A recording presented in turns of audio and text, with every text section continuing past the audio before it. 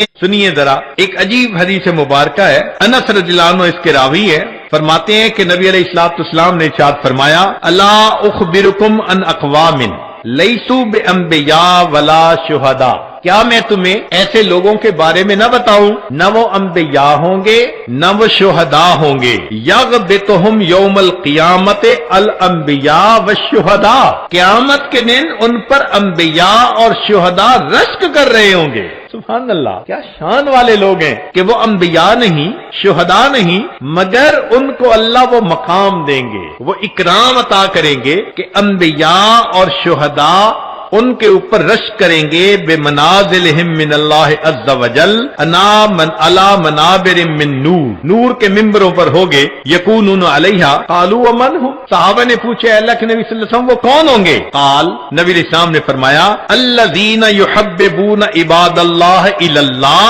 ویحببون اللہ الی عبادہ وہم یمشون علی الارض نصحا، کہ جو بندوں کو اللہ کا محبوب بناتے ہیں اور اللہ کو بندوں کا محبوب بناتے ہیں، اور وہ دنیا میں لوگوں کو نصیحت کی بات کرنے والے۔ صحابہ رضی اللہ عنہ نے پوچھا، اے اللہ کے حبیب صلی اللہ علیہ وسلم، بندوں کو اللہ کا محبوب بناتے ہیں، یہ بات سمجھ میں نہیں آتی۔ یہ تو سمجھ میں آتی ہے کہ اللہ کو بندوں کا محبوب بناتے ہیں، بندوں کو اللہ کا محبوب کیسے بناتے ہیں؟ نبی علیہ السلام نے فرمایا کہ وہ لوگوں کو نصیحت کرتے ہیں، گناہوں سے روکتے ہیں، یأمرونہم بحب اللہ وینہونہم یعنی اما کرہ اللہ فاذا اطاعوہم احبہم اللہ۔ تو جب بندے گناہ چھوڑ دیتے ہیں اور اللہ کی فرما برداری کرتے ہیں، وہ اللہ کے محبوب بن جایا کرتے۔ اب سوچئے کہ نبی علیہ السلام نے جن لوگوں کے بارے میں یہ بتلایا، وہ آج امت میں ہمیں اپنی آنکھوں سے نظر آ سکتے ہیں۔ اس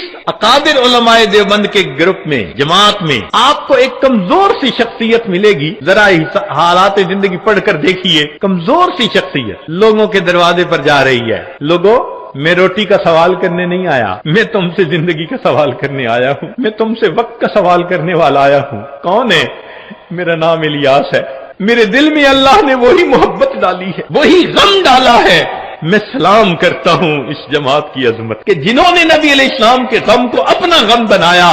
آج دنیا کے سینکڑوں ممالک کے اندر جو اللہ کے بندوں کو اللہ سے ملاتے پھر رہے، یہ نبی علیہ السلام کے محبوب بندے زندگیاں لگا دیتے ہیں، سال لگا دیتے ہیں، اپنی مال، اپنی جان، اپنا سب کچھ، کس کے لیے؟ کہ اللہ سے اللہ کے بندے جڑ جائیں۔ کافر ہوتے ہیں ان کو مسلمان بنا لیتے ہیں، جو غفلت میں مسلمان پڑے ہوتے ہیں ان کو جگا دیتے ہیں، ان کو اللہ سے واصل کر دیتے ہیں۔ یہ ہے نعمت بھی اللہ نے اکابر علماء دیوبند کو عطا فرمائی کہ نبی علیہ السلام کی اس نعمت کے وارث بھی یہی بنے۔ چنانچہ وہ علماء جو وعظ و نصیحت کا کام کرتے ہیں، وہ مشائخ، وہ داعی حضرات جو وعظ و نصیحت کا کام کرتے ہیں، وہ سارے کے سارے اسی خوشخبری کے اندر شامل ہیں۔ نبی علیہ السلام نے فرمایا کہ اللہ تعالیٰ ان سے محبت فرماتے ہیں جو اللہ کے بندوں کو اللہ کا محبوب بناتے ہیں اور اللہ کو بندوں کا محبوب بنا دیتے ہیں۔